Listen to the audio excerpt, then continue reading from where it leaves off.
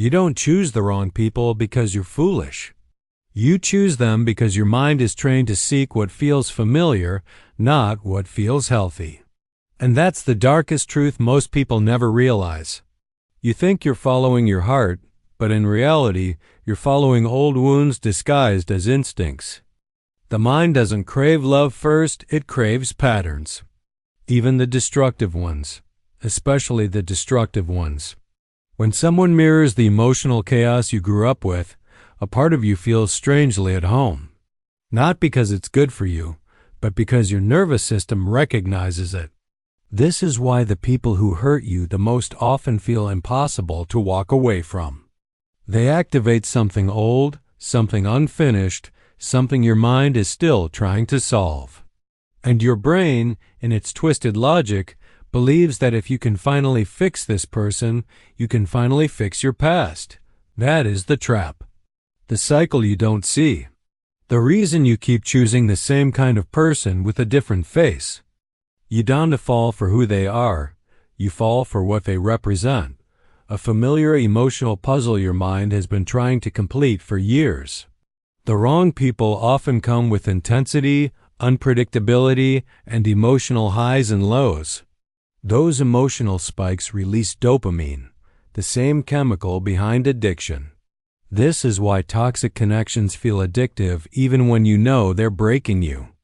Your mind mistakes emotional instability for passion, inconsistency for mystery, and emotional distance for a challenge you want to win. But challenges aren't love. Fixing someone isn't love, and being needed isn't the same as being valued.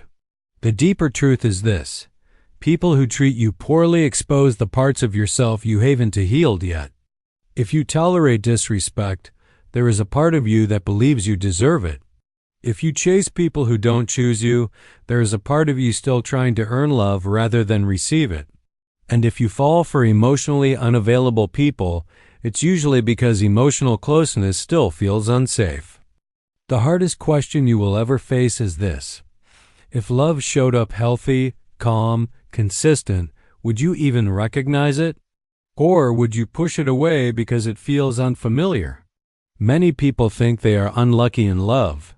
But most of the time, it's not luck. It's programming.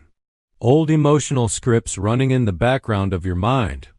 The script that says love must be earned. The script that says chaos means connection. The script that says you aren't worthy of someone who stays. To rewrite this, you need brutal honesty. You must confront your patterns without sugarcoating them. Notice the people you are drawn to. Notice the traits they all share. Notice how your body reacts: tight chest, anxiety, longing, because your body remembers what your mind tries to forget. And then ask yourself, does this feel like love, or does this feel like my past repeating itself? The moment you see the pattern, you break it. That's when everything changes. Because now you stop chasing intensity and start valuing consistency. You stop confusing attention with affection. You stop mistaking emotional turbulence for chemistry.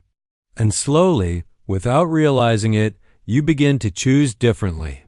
You begin to choose people who speak clearly, not in riddles. People who show their intentions, not hide them. People who make you feel safe, not anxious. People who don't make you question your worth. Healing doesn't make you choose perfect people, it makes you choose healthy ones.